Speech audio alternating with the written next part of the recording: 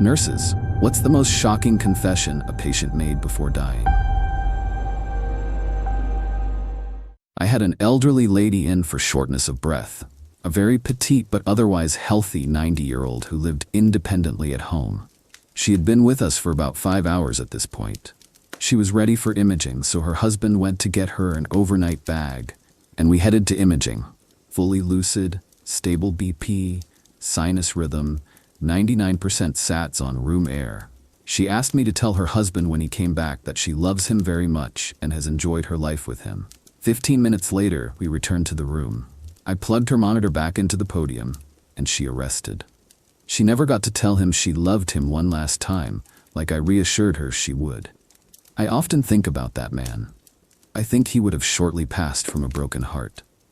The way he looked at her after 70+ years of marriage was something I'll never forget. I thought I'd add another true love death story. An elderly lady, again in her 90s, collapsed in the shower at home. She was the carer for her husband, who had mild dementia. Her husband heard her fall, found her unconscious, and called the ambulance. She arrived lights and sirens with a GCS of 6. Not awake, doesn't respond to verbal commands, but has a reflex response to pain.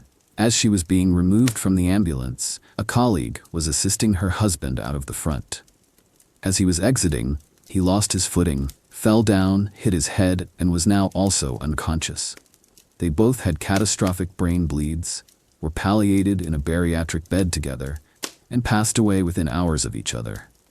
None the wiser that poor health had impacted them, and they never had to go through the pain of losing their life partner. I often think about their children and hope they can see the beauty in their passing amongst the grief.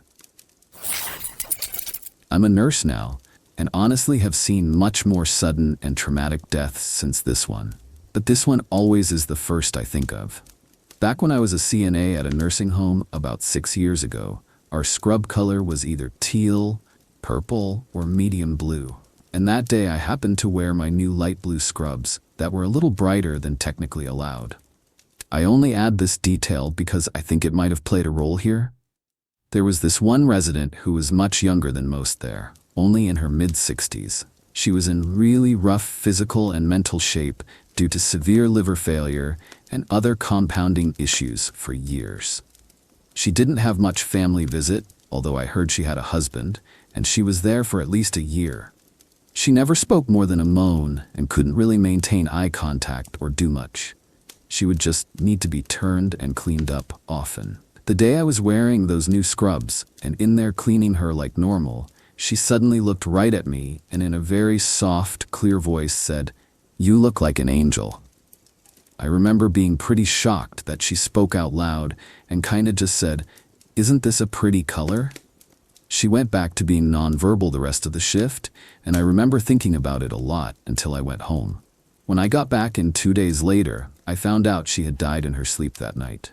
I never told anyone she spoke because I started to doubt myself and felt really weird. I also got yelled at for wearing those scrubs since they were technically out of uniform, lol. I always will remember that woman, even though honestly, I don't think anyone else thinks about her anymore. Lots from COVID that stuck with me. ICU nurse here. Many passed due to vaccine misinformation. Can think of patients tell me that they wanted the vaccine after they were so sick. I remember one in particular. His wife recently passed from COVID and wanted to watch her funeral but had no way of watching it. He was an elderly man without much technological experience. I was able to pull up the live stream using my phone and let him watch. After the funeral was over, he called me in the room to tell me he was ready to pass.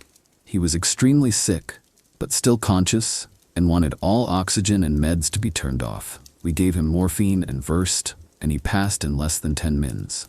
I frequently flash back to all the patients that we gave iPads to, so they could FaceTime their family one last time before being intubated, a death sentence. Some patients would get to that point at 2 a.m., and they would call their families multiple times without anyone picking up. Still breaks my heart. Also had patient who was close to discharging tell me about dreams they had where the Reaper was following them everywhere they went. While waiting for his ride to come pick him up, he went into cardiac arrest, and we never got him back. This isn't a confession per se, but the eeriest story I've ever encountered. We had a patient in the ICU for months, sick with liver failure, perforated bowels, CRRT, the works. He was so yellow from the liver failure, he almost looked like he was glowing. He eventually went into cardiac arrest and passed away. Sent him to the morgue and cleaned the room. A few hours later, we admit an elderly, confused man with dementia for a fall. I'm moving him over to his bed, and the first thing he asks is, "Why is there a yellow man standing in the corner of my room?" I was shaking. I am not a nurse, but I work as a training and development specialist for medical stuff. Like, I write guides, teach people how to use programs, etc. I had a colleague who had been doing this much longer, and she said she once had to work a geriatric LTC unit during implementation. It's where we hang around and help people get used to the new system on a workday. Anyway, she said that this unit was naturally filled with older people. The patients could wander around in a confined unit, so having them meander around nurses' stations wasn't unusual. She said she was there one night when this old man wandered up the nurse. He was well known and probably a long-timer. He wanted to use the phone to call his daughter. Now, a lot of patients have dementia, and they get confused or out of sorts, so I guess the nurses just waved him off, saying they'll call her later. The old guy looked right at the nurse and said, No, I packed up, I made it easier for her. Again, nurse thinks, oh, he believes he is leaving. Okay, dear, I will tell her. Can you call her and let her know I left the watch or something meaningful for her? She can donate the rest. Then just abruptly shuffles off back to his room. Hour later, he died. My colleague was apparently really freaked out and had to help the nurse put in a deceased workflow in the system. The notes sounded wild to her. I guess the old man knew it was coming and packed up everything so his daughter could have an easier time. I'm a nursing assistant and definitely have some stories. I've had a few senior women who are in different stages of dementia describe violent SA they experienced as children. Many of the stories were similar in the sense of when they told their parents they were blamed or not taken seriously. Really heartbreaking. But I never knew if they were actually true stories. I once had a man who was extremely sick, confused, and at the end stages of life. I had only dealt with him on 2 separate occasions a few days apart, so wasn't super familiar with him. He confessed on both occasions to beating a woman to death in great detail. The when, the where, and the why. I reported it, but never heard anything back. None of the staff that had worked with him previously had heard this. One nurse told me someone had mentioned he may have vaguely mentioned something about it, but didn't know the details. Also, not sure if it was the confusion or true, but the amount of details he had and the way he said he was ready to be put away for it was really disturbing. Brought a pediatric patient back for emergency heart surgery, about 14 years old. He was very nervous. Outlook looked grim. I held his hand as they began to induce anesthesia. He looked like he was about to cry. I told him there was nothing to worry about. He was gonna be just fine. He gripped my hand super tight as the propofol took hold, looked me in the eye and said, "I'm going to die, aren't I?" I told him I would be there and pack you when he woke up. He died on the table. I was the last thing he ever saw. 8 years later, I still think about that kid. I still see his face, the fear in his eyes. I still feel guilty that I lied right to his face. On the opposite side here, I've died clinically once, though thankfully I was resuscitated.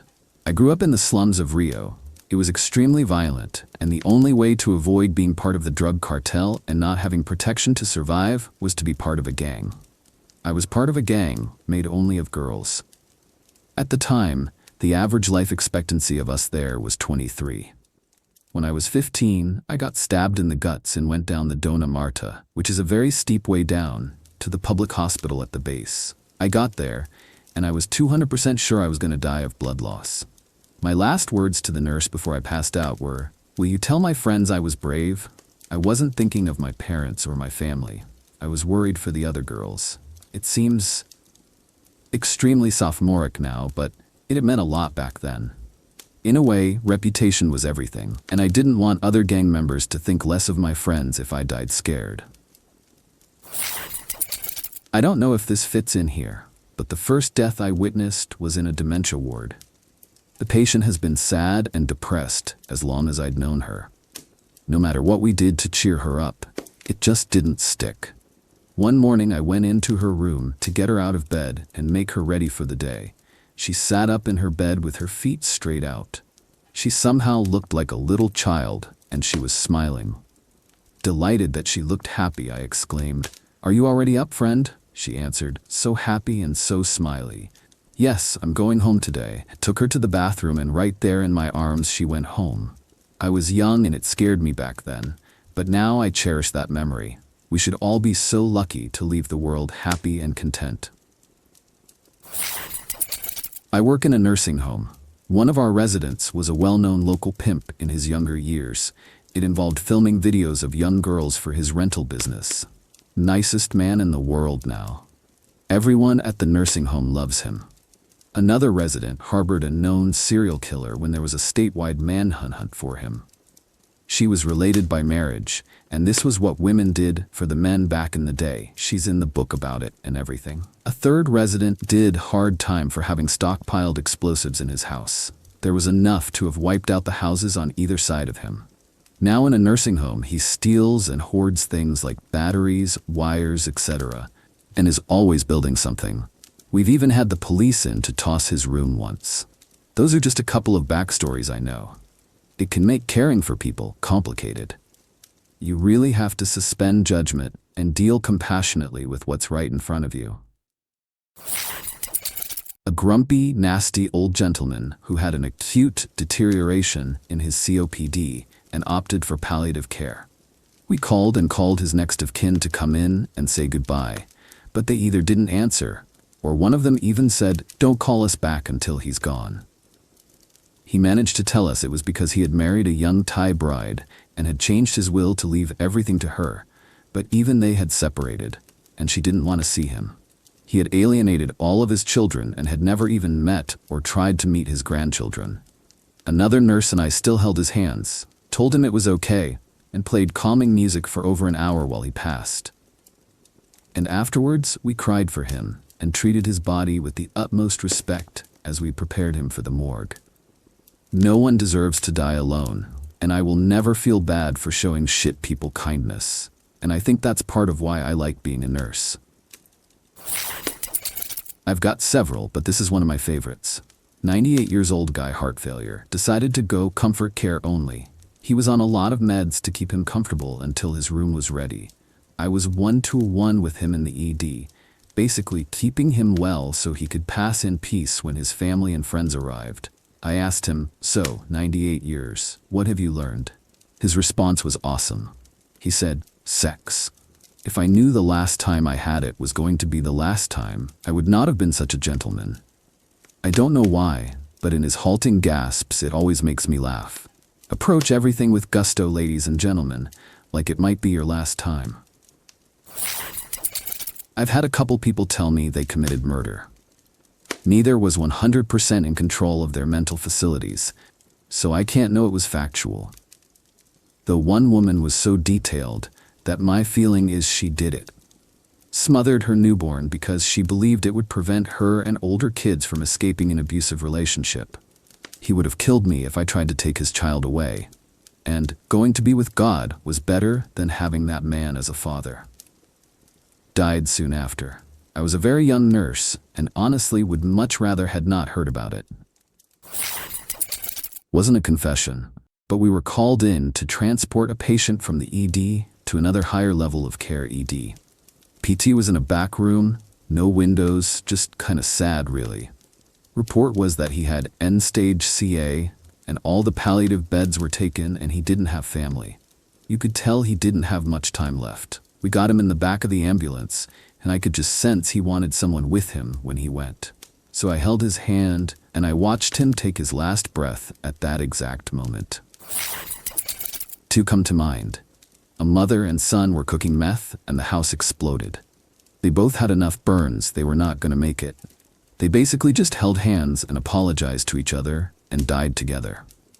They were both comfort care on our unit. The other was a young man with AIDS that didn't believe in treatment.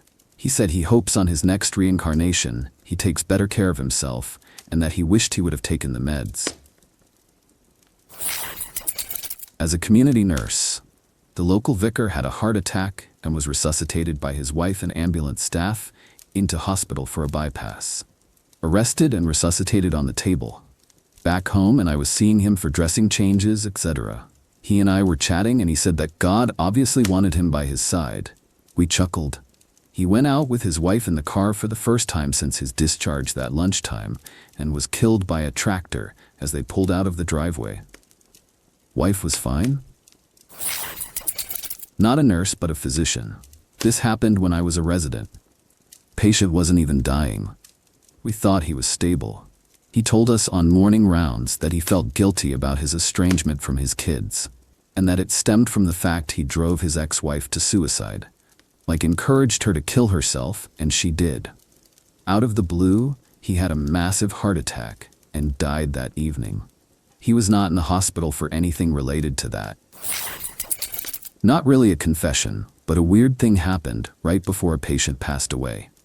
I had this patient who had intellectual disabilities, was a full code, had an NGT, and continuous feeds going. She could speak, but it was very garbled and hard to understand her. One night, she started screaming about a black figure being in her room. Again, we never were able to understand her, and at this moment, her speech was clear as day. She was freaking out, telling us to get it away from her, and that it was coming towards her. Next thing we know, she codes. Unfortunately, we were unable to get her back. It still haunts me to this day. I had a patient tell me she had murdered her first husband back in the UK in the 1940s. He was an abusive drunk who married her at 16 when he was 40. He beat her black and blue, and often fell asleep drunk afterwards. She said she poisoned him, and no one looked into it after he died, just assumed it was the alcohol. She felt it was her only way out, as she had no family or friends, and she was scared he would kill her if she tried to leave. She moved to Australia straight after and never told a soul, not her second husband, nor her children. She lived a lovely life in New Zealand with a husband, several children, and a tribe of grandchildren who all loved her but never knew. Not a nurse, but I had a lovely conversation with the nurse who cared for my grandma when she died. She did the whole, IDK how to say this, but one of the last things she said seemed like she killed her husband. And I just laughed and went, yeah, 2 of them. Times were crazy before no-fault divorce. It was always an open but not talked about secret. Now that she's dead and can't be arrested, I'm bragging to everyone about how protective she was towards kids in her care. She was a flawed human being, but she was fiercely protective and the strongest person I've ever met. So I was a CNA many years ago, and one of my favorite patients kept telling me her mother and father were up in the corner of the room, and I'd look and I'd say, "Betty, there's nobody up there," and she'd say, "They're right there." I said, "Oh, your mom is beautiful," only because I didn't know what else to say. She had very serious heart problems, and I went to get the charge nurse to do whatever she needed to do to help her. And by the time that lady got to her room, Betty was gone. I guess she did see her mom and dad. I'm not a nurse, but have several family members who are, and I've heard some strange stories from them about patients. My aunt was a hospice nurse, and they had a new patient arrive. No one knew much about him, except he had no family and no one came to visit him. He was in his late 60s, and his medical proxy was a lawyer. My aunt was in the guy's room one night checking on him, and the man bolted upright in bed from a deep sleep and screamed that she needed to protect him from the people in the floor that were going to take him away. She said it was almost like a scene from a horror movie. And just like that, the man collapsed back on the bed and went into cardiac arrest and died. It turned out the guy had been sentenced to life in prison for 2 homicides. He killed his ex-wife and her new boyfriend, and while serving his life sentence, he had been diagnosed with terminal cancer and had somehow gotten compassionate parole. My aunt was convinced the people in the floor were demons coming to drag him to hell. No one came to the guy's funeral except for my aunt and the guy's lawyer. His kids abandoned him. My granddad died suddenly a week ago, and that morning he'd told us something doesn't feel right about today. And a bit later on, he told my grandma, his wife, I just feel something bad. About an hour or so later, my grandma went upstairs to the bathroom, came back like 10 minutes later, and he'd passed away whilst watching TV. Now the initial shock has passed. I keep thinking about those eerie and foreboding things he'd said, and how he probably was predicting his own death, but didn't want to say it outright so as not to upset us. He even waited until my grandma left the room so she wouldn't have to see him have a heart attack and die. It feels like he just knew all along and was almost in control of the whole thing. I'll miss him forever, and I just hope he knew we loved him so much. Had a patient who would scream and be desolate, stating he had hurt those girls by touching them inappropriately. Couldn't make heads or tails of it, but tried everything to calm him. He always needed chemical sedation during these events, which was sometimes 2 times a day. Talked to his son. No female family members or such.